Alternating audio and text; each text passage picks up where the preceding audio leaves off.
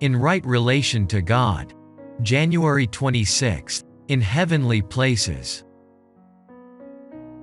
Jesus answered and said unto him, If a man love me, he will keep my words, and my Father will love him, and we will come unto him, and make our abode with him. John chapter 14 verse 23. Consider the familiar relation Christ here brings to view as existing between the Father and his children. His presence and guardianship are an abiding thing. While we trust in Christ's saving power, all the arts and wiles of the fallen host can do nothing to harm us. Heavenly angels are constantly with us, guiding and protecting. God has ordained that we shall have His saving power with us, to enable us to do all His will.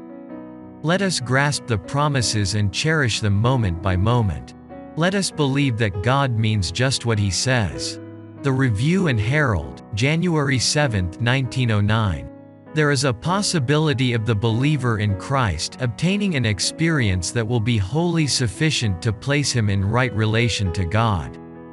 Every promise that is in God's book holds out to us the encouragement that we may be partakers of the divine nature.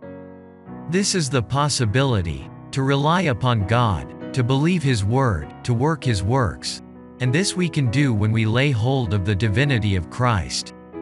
This possibility is worth more to us than all the riches in the world. There is nothing on earth that can compare with it.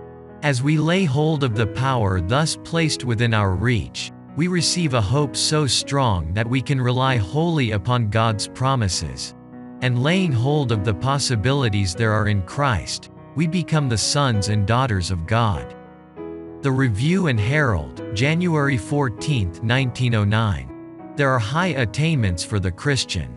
He may ever be rising to higher attainments. John had an elevated idea of the privilege of a Christian.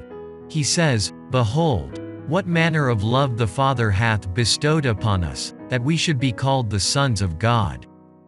1 John chapter 3 verse 1. It is not possible for humanity to rise to a higher dignity than is here implied. To man is granted the privilege of becoming an heir of God and a joint heir with Christ. To those who have been thus exalted, are unfolded the unsearchable riches of Christ, which are of 1,000-fold more value than the wealth of the world. Thus, through the merits of Jesus Christ, finite man is elevated to fellowship with God and with His dear Son. The Sanctified Life, 16:17.